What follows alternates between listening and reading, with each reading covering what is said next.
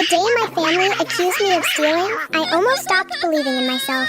It started with the missing necklace. My mom's diamond necklace disappeared the morning before a big family dinner. Everyone searched the house, the kitchen, the bedrooms, even the garage. Nobody could find it. Then, my older cousin Karen walked into the living room, holding a small jewelry box. Inside was the necklace. Everyone gasped because she found it under my bed. Mom stared at me like she didn't even know who I was. Dad looked disappointed. Karen started crying. She said she couldn't believe I would do something like that. I tried to explain. I told them I had never seen the necklace before. Nobody listened. My mother called me a liar. My father shook his head. For the first time in my life, I felt completely alone. That night, Mom took away my phone. Dad canceled my weekend trip. Nobody said they loved me before going to bed. The next morning was even worse. At school, Karen had already told everyone. People whispered when I walked past. One girl asked if I was a thief. Another boy laughed and checked his pockets when I sat next to him. I ate lunch alone. When I got home, I locked myself in my room. I kept asking the same question over and over. What if nobody ever believes me again? Days passed. Nobody apologized. Nobody doubted Karen. Then, my grandfather came to visit. He listened quietly while everyone explained what happened. When they finished, he asked one question. If Emily stole the necklace, why didn't she sell it? Nobody answered. Then, he asked another question. Why would she hide it under her own bed? Again,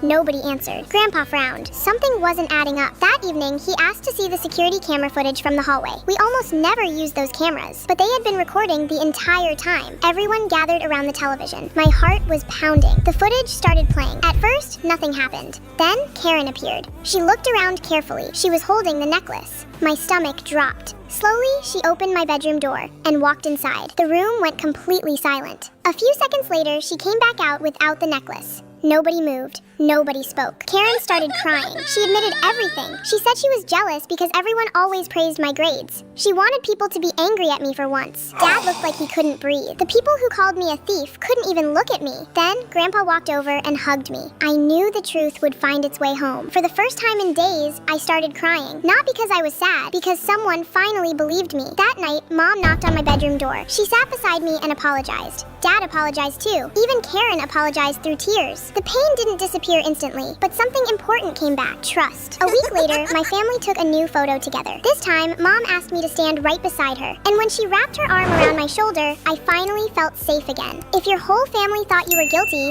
would you keep fighting to prove your innocence?